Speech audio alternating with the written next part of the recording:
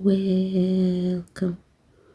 Today we are looking at question and answers in history. The questions are in a previous video. Thanks for subscribing. Question 5. Factors that contributed to the decline of the Trans-Saharan trade. Exhaustion of the main trading items such as gold and salt. Insecurity threatened trade. The Berbers and Tuaregs, who were guides, became robbers attacking traders. The invasion of the Moroccan ports along the Atlantic Ocean and Mediterranean Sea by Portugal and Spain disrupted trade.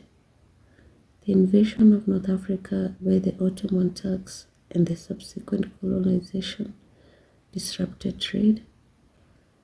The transatlantic trade along the coast diverted the attention of traders across the desert and they moved southwards. The abolition of the slave trade robbed the Trans-Saharan trade of one of the major items of trade. Establishment of commercial ports on the West African coast and use of navigable rivers by the 16th century AD rendered caravan trade unpopular as it was slow and risky. Penetration to the interior by Europeans made African traders lose their position as middlemen. Colonization of Africa brought resources and commercial activities under the control of the Europeans. Question 6a. Definition of triangular trade.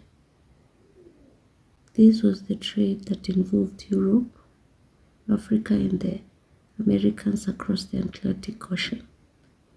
It is also called the transatlantic trade as the ships from Europe to Africa and from Africa to the Americas crossed the Atlantic Ocean. B. Ways in which slaves were obtained from West Africa during the transatlantic trade. Prisoners of war were sold to the slave dealers. Young children were enticed with sweets and captured and sold. Through slave raids, lonely travelers were kidnapped. African leaders sold criminals in their communities to the slave traders. People who were unable to pay their debts would be sold as slaves. This was known as pioneering.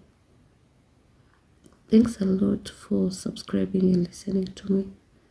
God bless you.